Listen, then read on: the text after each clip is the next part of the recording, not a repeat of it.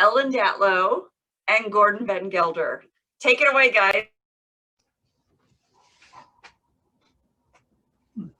Hi. I better get in on this. We're doing a little switcheroo here. Look who just showed up.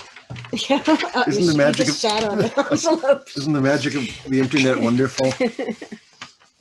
Yes, initially we were going to do separate computers, but there was an echo, so we're on my computer now. And here we are once again to give out this year's awards. I would start by echoing everyone else about what an extraordinary convention this has been and what a great job Ginny and her team have done. But everybody's said that so well already that all I can do is just, repeat it and say, the combat pay that Ginny should get for this convention is off the scale. It's incredible. Having said that, let's get to the awards themselves. And we usually start with the Life Achievement Awards. Actually, we usually start by thanking the judges, don't we? We usually end with that, but Oh, okay. Let's start with that. This year's judges, so we don't forget to thank them, were Gwenda Bond, Galen Dara, Michael Kelly, Victor Laval, and Adam Roberts. And all five of you deserve a huge round of applause for a tremendous job. Just thank you from all of us. The Lifetime Achievement recipients this year are Marina Murrell and Karen Joy Fowler. And I think Karen is here, I believe, and we'll be talking.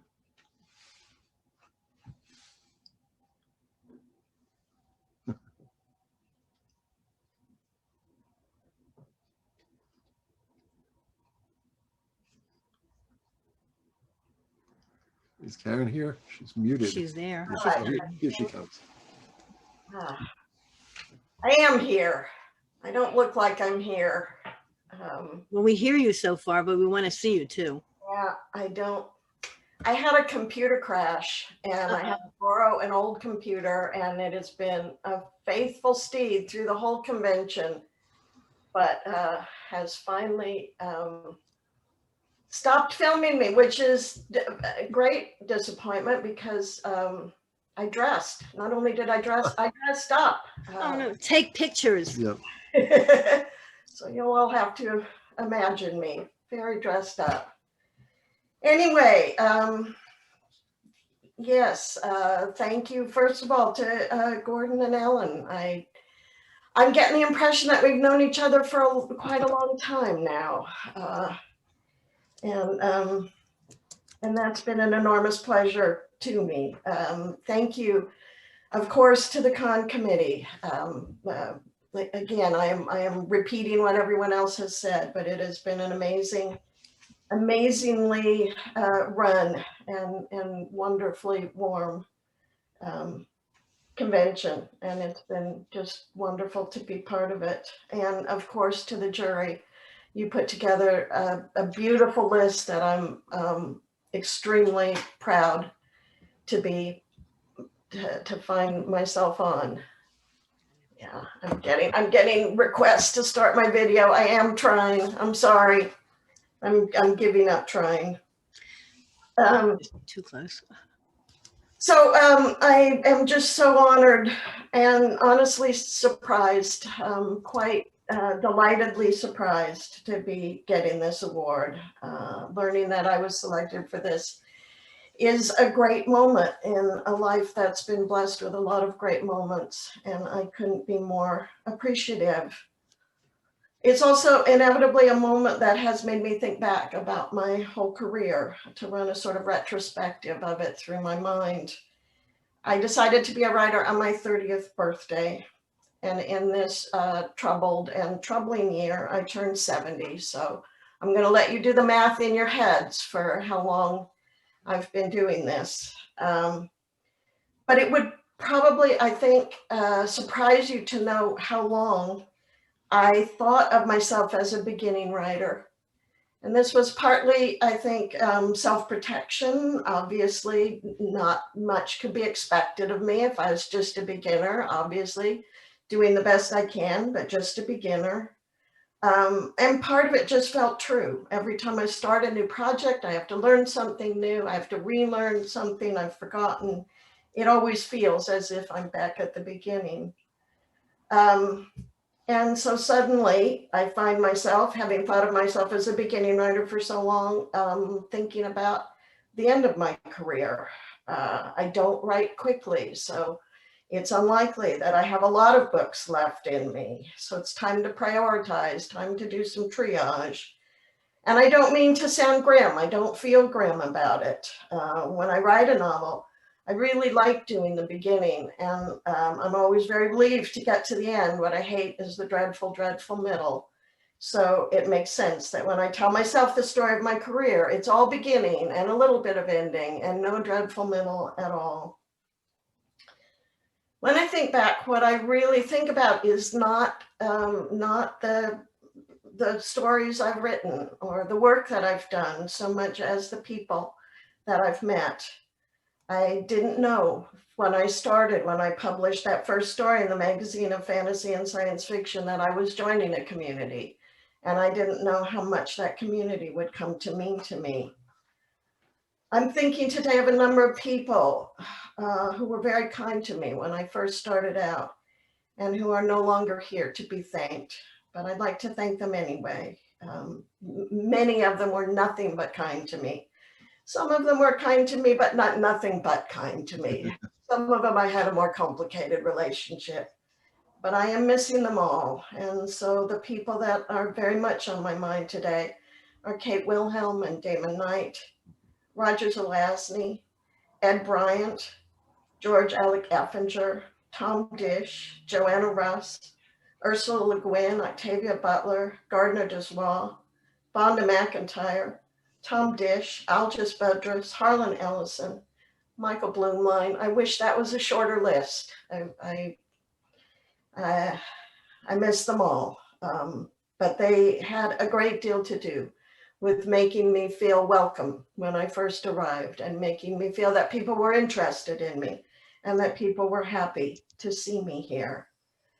The field is expanding in exciting ways now.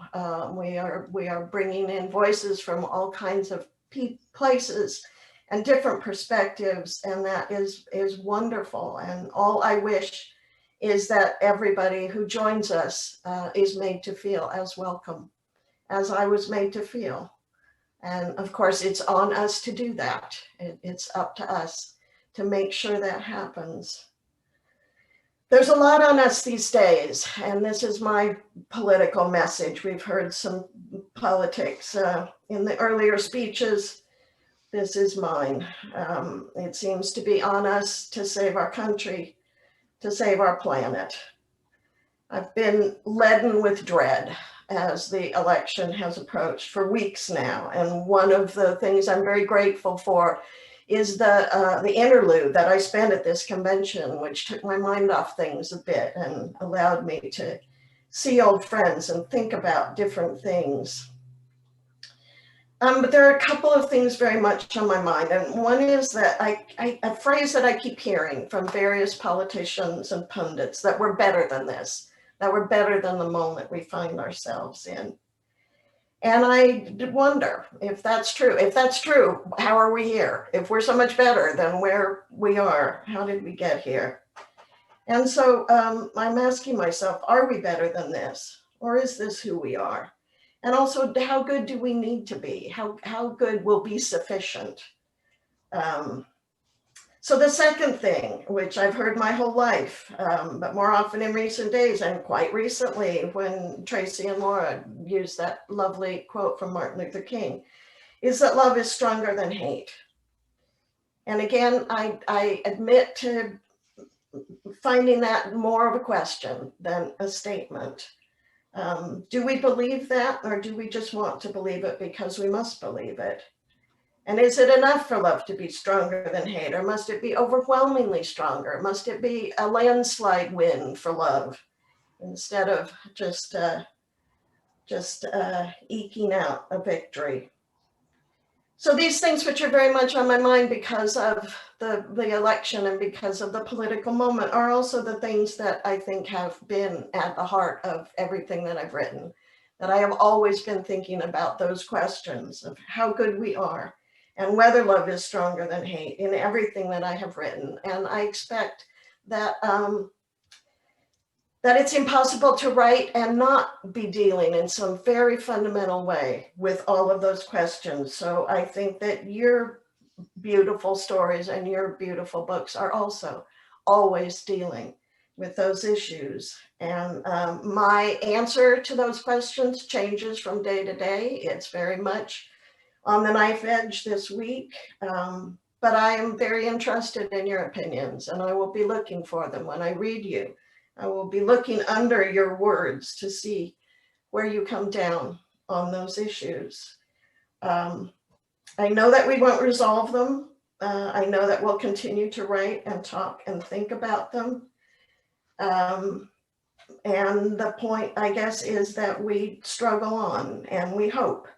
And that's where I will end, with a note of gratitude and hope that the coming days will be better than we fear, and that we will be good enough to deserve them.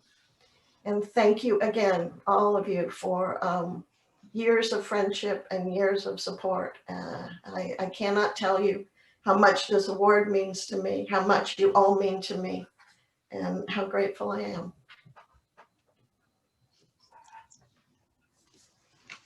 Thank you, Karen. I believe we have Ginny is coming back to talk about Rowena Morrill.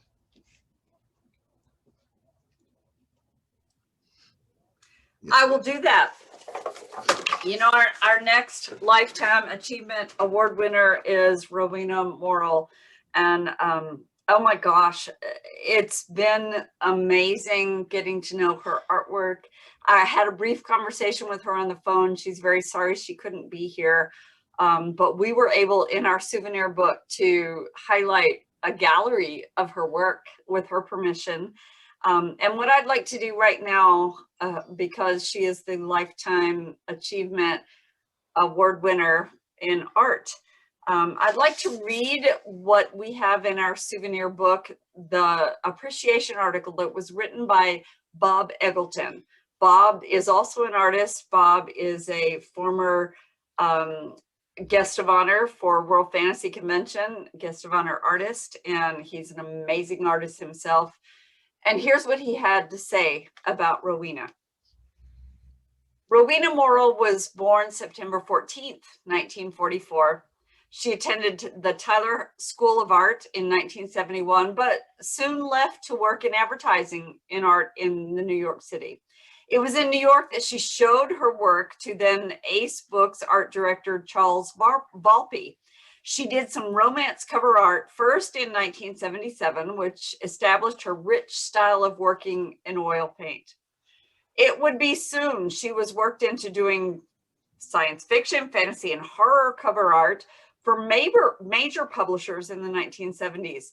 Rowena became part of the class of newer artists of that time that included Michael Whalen, Carl Lundgren, Boris Vallejo, and others who would basically bridge the 1970s into the 1980s and collectively redefine science fiction and fantasy cover art. Her memorable covers are too many to list, but standouts include Valentine Del Rey's reissue of H.P. Lovecraft's covers in the late 1970s, as well as Isaac Asimov, Samuel Delany, Anne McCaffrey, Pierce Anthony, and more.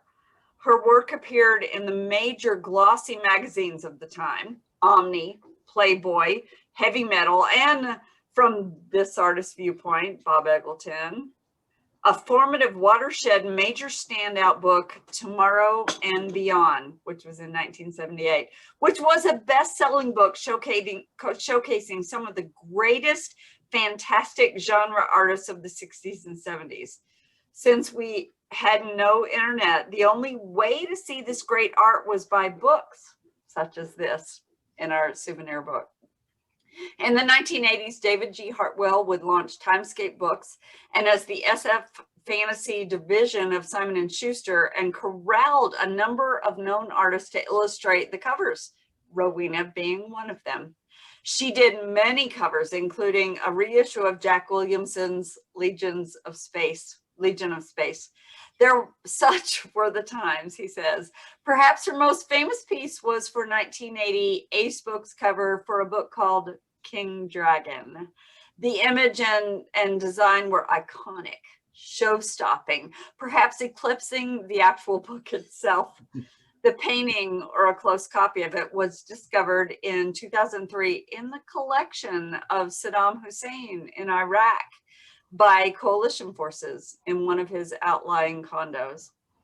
Rowena had the distinction at the time, late 1970s and early 80s, of being a major artist in the genre who is female in a largely male-dominated field. Her work brought a rich and sensitive feel to cover art of the time, done with painstaking layers of thin oil paint.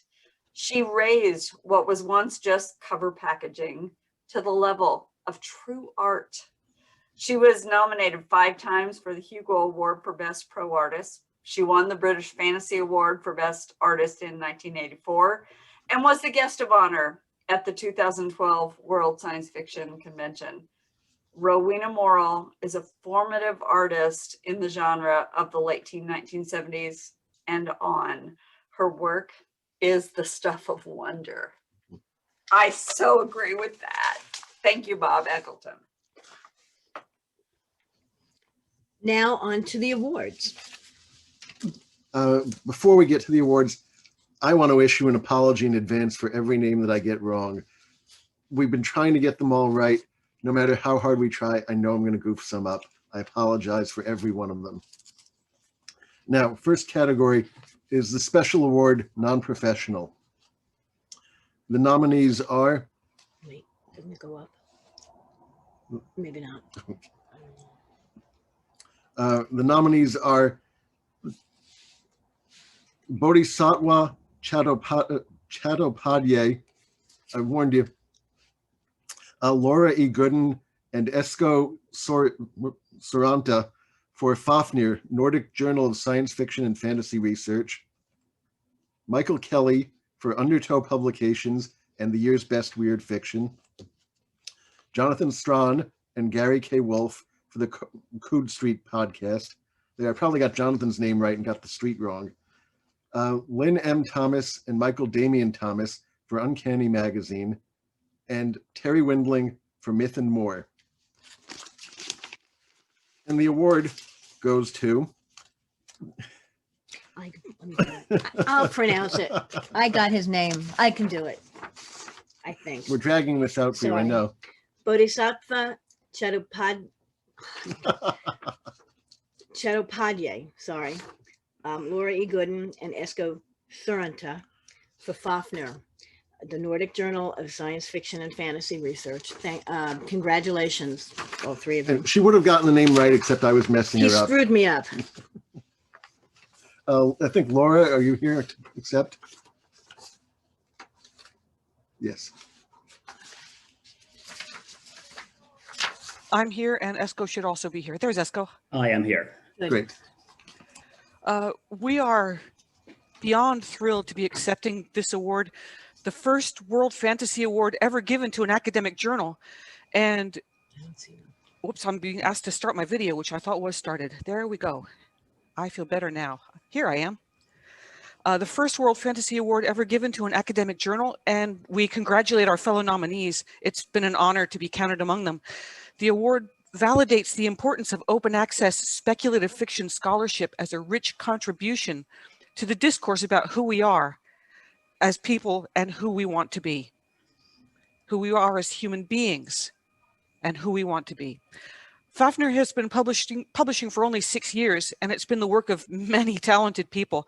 We'd like to first mention the other 2 team members who make Fafnir possible. Dr. Dennis Wise, our reviews editor, MLA guru, and Swiss Army knife of academic editors, has built Fafnir's book review section up from about 3 reviews per year to over 15. keeping scholars up to date on recent work in the field. He's worked to get Fafnir accepted into the directory of open access journals and initiated work on our style sheet, our recent journal redesign, and our newly liberalized copyright policy. Then there's our managing editor, Miss Jaana Hakala, who is similarly multi-talented. She modestly characterizes her wizardry as just wrapping whatever you give to me in as nice a package as I can with the tools I have. But that entails typesetting, layout, document management, and website management for each issue, as well as serving as an abundant font of institutional memory. Dennis and Jaana's skills and professionalism are crucial to producing a quality journal. We'd also like to thank all the other people who have made this immense honor possible.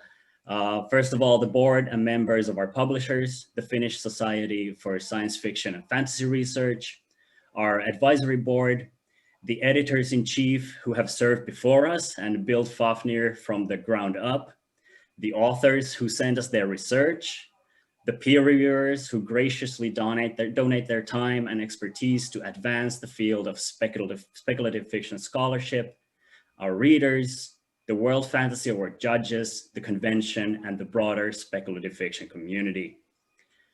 Meillä on kunnia jatkaa työtämme osana tätä eloisaa yhteisöä ja olla mukana näyttämässä maailmalle, miten ajatella uusia ajatuksia, uneksia uusia unelmia ja rakentaa uusia tulevaisuuksia. Vi är hägrade att fortsätta vårt arbete med denna livfulla gemenskap för att visa världen hur man tänker nya tankar, drömmar nya drömmar och bygger upp nya framtidsutsikter.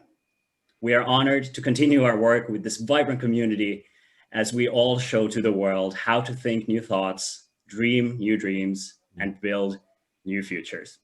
Kiitos, tack, thank you so much. Thank you. Thank you. Thank you.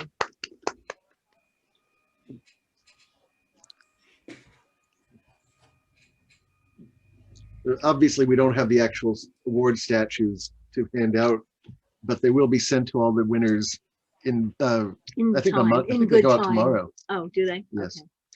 Okay. The next award is We have special. them. They're like right here in my office, and I Okay, should have good. held them up, but all that, they will be sent tomorrow. Thank you.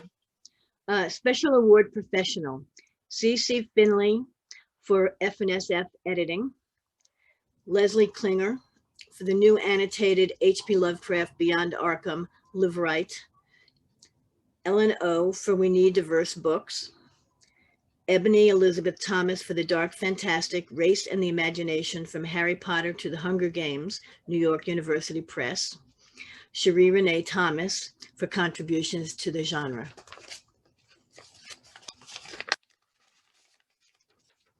And the winner is, for the Special Award Professional, Ebony Elizabeth Thomas for the Dark Fantastic, Race and the Imagination from Harry Potter to the Hunger Games, New York University Press. Congratulations. Is she here? Yes. And Come on. oh my gosh. Spotlight her. Oh my gosh. Okay. Wow. Oh gosh, this is like that moment when you don't prepare. I just have a list of jottings because I just knew looking at the category I wouldn't get it. Okay, gosh, I gotta, whoa. Wait. Do you have your video on? I do, yes. It says videos on. Oh gosh. Okay. Oh, No, that's Ginny. Ginny, what happened to? Oh, okay, folks. Wow. Oh, okay. So thank you. So let me just start talking because I know I'm holding up the ceremony by. Don't worry about that. Oh gosh. Okay. I'm honored. I'm thrilled and I'm shocked. I was always such a fan of the World Fantasy Award, Nebula, Hugo, and I grew up in Detroit, pretty working class, and I just never could afford to come to the conventions until like maybe a year ago. And so just thanks from the bottom of my heart to the World Fantasy Convention, because wow, I just want to thank the judges, all my fellow nominees. I mean, Sheree and Ellen and just everyone, your works are just so incredible. Thank you, Henry Jenkins and Karen Tongson of the New York University Press for believing in me. I am just thrilled, and I just can't believe, I can't believe it. I want to thank all the Black women in science fiction and fantasy who have come before me, all women of African descent, because I truly stand on your shoulders. I want to thank my family, my mama who said, there is no magic. This is just not a path for you. Go do something practical. I want to thank all of my intersecting communities. And there's so many that I could name. I want to thank the city of Detroit, just my community, because there is so much magic there. And I hope that I'll be able to get to the next World Fantasy Convention the second the pandemic is over. And if you are in the United States, this great-great-grandchild of enslaved people implores you to vote. I'm wearing my I am a voter hat. And so I just thank all of you from the bottom of my heart, and everyone who I just didn't respond, because I just wrote down little dottings. Mom, there is magic, and I just can't wait to tell her what just happened. Thank you. Thank you. Thank you. Thank you.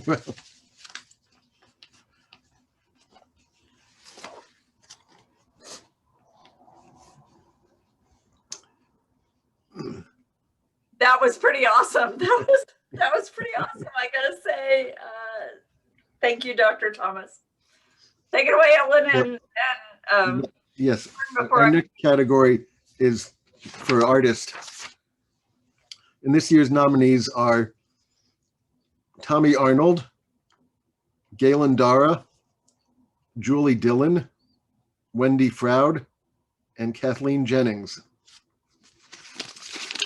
And the award goes to Kathleen Jennings. Wow.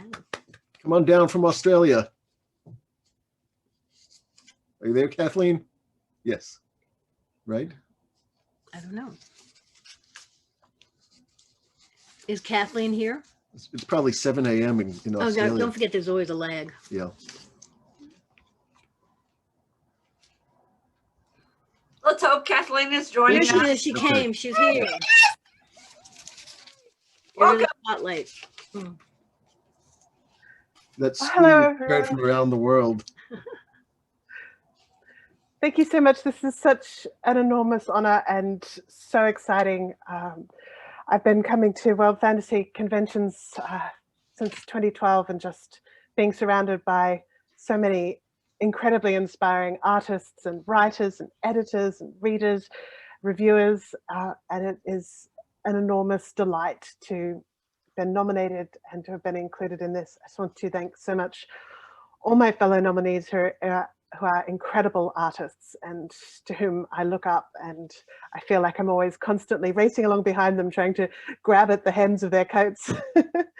I did want to thank a couple people specifically, my family for never questioning too much why I stopped being a lawyer. That's a bit of a theme at this convention, I think, and ended up drawing so much. Elisa Krasnerstein, who first drew my attention to World Fantasy, actually, and drew me into it.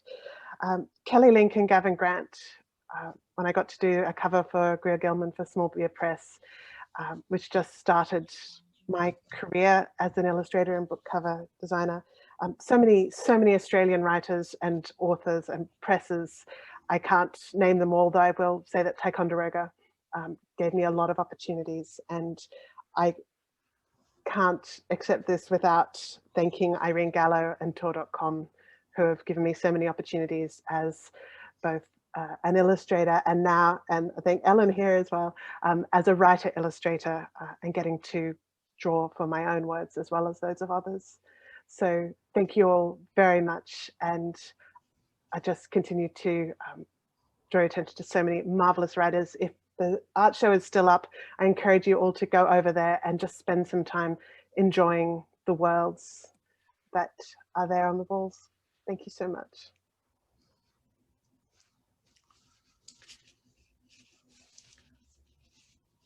Thank you. Our next category is for collection, and the nominees are Homesick Stories by Nino Cipri, Zank Books; Song from the Unraveling of the World, Stories by Brian Evanson, Coffee House Press; Unforeseen by Molly Gloss, Saga Press; A Lush and Seething Hell, Two Tales of Cosmic Horror by John Horner Jacobs, Harper Voyager; and Sooner or Later, Everything Falls into the Sea, Stories by Sarah Pinsker, Small Beer Press.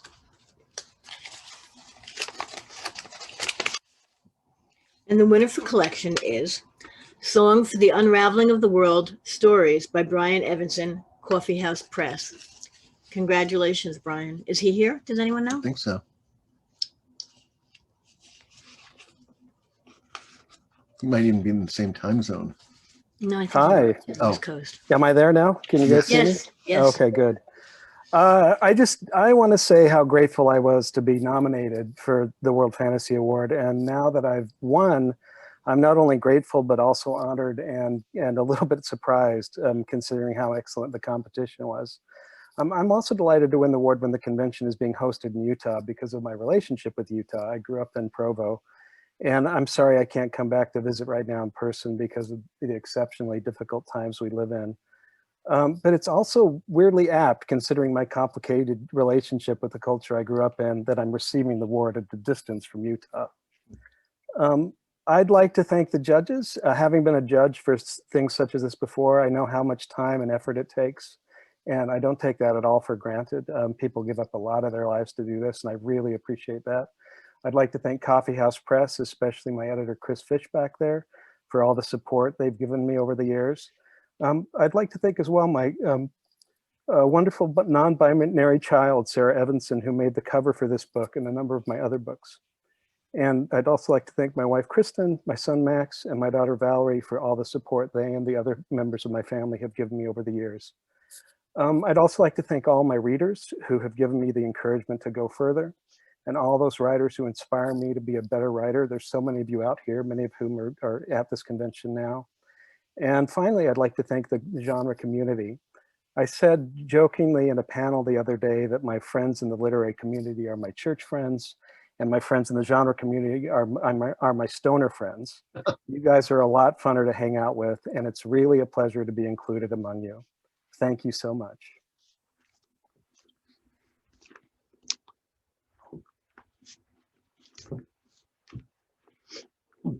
Geez, after that, I want to do something, set up like the dude from the Big Lebowski, start presenting the awards in a bathrobe. But no, I'm not going there. Not in my apartment, John. I'm Don't sorry, worry. that might be a code of conduct violation. Oh, I'm sorry. Allow that. No. The next category is Best Anthology. And this year's finalists are Echoes, the Saga Anthology of Ghost Stories, edited by Ellen Datlow from Saga Press. The Outcast Hours, edited by Mavesh Murad and Jared Shurin from Solaris. The Mythic Dream, edited by Dominic Parizin and, sorry, I think I got that wrong, and Nava Wolf, Saga Press. Yeah, you got it right. New Suns, original speculative fiction by people of color, edited by Nisi Shawl from Solaris. And The Big Book of Classic Fantasy, edited by Anne and Jeff Vandermeer from Vintage Books. And the award goes to Nisi Shawl for New Suns, original speculative fiction by people of color. I have them. Right. And Ellen will read Nisi's acceptance speech. Is this it? Yep. Oh. This is from Nisi. What a thrill. I'm astonished to receive this truly unexpected World Fantasy Award for editing New Suns, original speculative fiction by people of color. I am grateful to the judges and to all those who went before me down this road, among them Octavia E. Butler and Cherie Renee Thomas, storytellers and story harvesters supreme. And I'm also grateful to those who made this book in particular happen. To my editors, Jonathan Oliver and David Moore, and the amazing staff at Solaris Books, to our brilliant cover artist, Yoshitani, and of course to the contributors who allowed me to curate their powerful, wonderful, beautiful, amazing stories. They all deserve this award, and I am elated that I am able to share it with them. Thank you.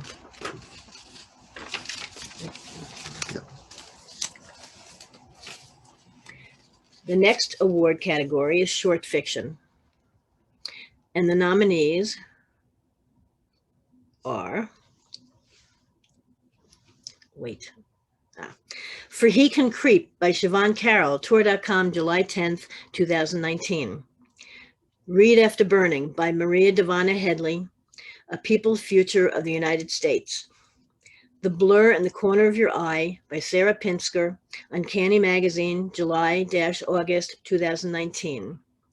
Blood is Another Word for Hunger by Rivers Solomon, Tor.com, July 24th, 2019. Postlude to the Afternoon of a Fawn by Jerome Stewart, the magazine of fantasy and science fiction, March/April 2019. And Everyone Knows That They're Dead, Do You? By Genevieve Valentine, The Outcast Hours.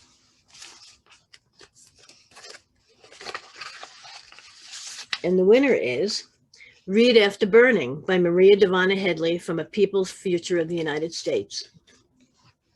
Congratulations. I know she's here. Yeah. Maria, come on down. Watch your step getting out, coming up on the dais. Okay, am I unmuted? Start my video. Can you hear me? Yes. Hi. There you are. I didn't know I was going to win that. Oh my goodness. I thought everyone else deserved to win that award. That's so amazing. That was an amazing category. I wrote a speech because they asked me to, so I'm going to read it. It's a speech about darkness and the misery of 2020, but Read After Burning was written for the People's Future of the United States anthology, edited by Victor Laval and John Joseph Adams. I wrote the first draft at the end of 2017, imagining, as many have before me, a near future in which science and books were outlawed and conspiracy theories took hold. It's a hopeful story, though it has warrior librarians. I didn't anticipate that the world we're in right now would look so much like the world I invented. To me, this is a story about perilous and joyful change, preserving and honoring expansive thinkers, giving space to voices that haven't been recognized. Our sickness as a society stems from insistence on propagating hero stories in which only one kind of person is heroic. In order to survive 2020, we all have to find our courage. One of the actual magical things in our world is knowledge. I think everyone who writes speculative fiction and everyone who reads it is capable of imagining ways to nurture the growth of a world that hasn't been redacted by bias. I owe thanks to Victor Laval and John Joseph Adams for being warrior librarians. I know so many of you are warrior librarians, including everyone who's been on screen tonight. It's one of the things I love about this community. Thank you to the World Fantasy Jury and to the people who found this story in the book. Thank you to my fellow finalists, all of whom write stories I wish I'd written. Thank you most of all to the people who've opened my eyes over the years to things I'd missed in the story of America. This story ends with bravery, fierce resistance, survival, rebuilding, and people waiting for new stories to be told. May 2020 end the same way. Thank you.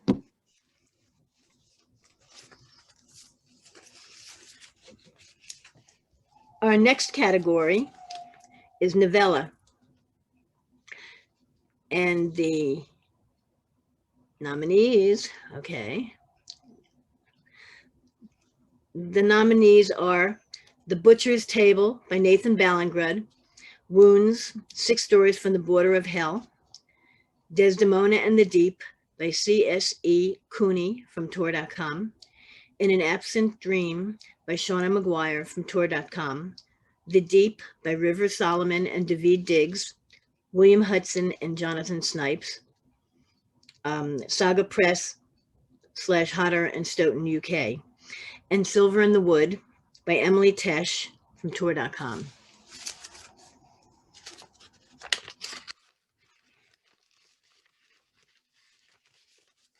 And the winner is Silver in the Wood by Emily Tesh from tour.com. You can read it. Emily sent, thank you all. Thank you to my agent, Kirsten Armada, and to my editor, Roxy Chen, Roshi Chen. Thank you. I forgot. For everything. This would not have happened without you both. Thank you as well to the organizers and attendees of WFC and to everyone who voted for these awards. I'm grateful for the honor. It is never a bad time to get lost in the woods. Congratulations. And we come to the last category, best novel. I should mention before we announce this that there will be, I believe there will be a judges panel afterward. I'm not sure how many of the judges will be in it. All 5? No, I don't think so. But there will be a judges panel. I think it was supposed to start right now, so probably real soon. And our usual winners come over for your locust photos doesn't apply this year. Unless Liza has an idea of how to deal with I that. think they're doing screenshots. Okay. So, best novel. This year's nominees are Queen of the Conquered by Kason Callender from Orbit, The 10,000 Doors of January by Alex E. Harrow from Red Hook Books, Orbit UK, The Raven Tower by Anne Leckie from Orbit, Gideon the Ninth by Tamsin Muir from Tor.com, and The Memory Police by Yoko Ogawa, translated by Stephen Snyder from Pantheon Harville Seeker. And the award goes to Queen of the Conquered by Kason Callender. Unfortunately, we did not get a speech from Kason, but I'm sure they're delighted with this. Thank you. And thank you for coming to this. Do we have anything else to say? Uh, Hopefully we'll be live and not Yes. virtual next year.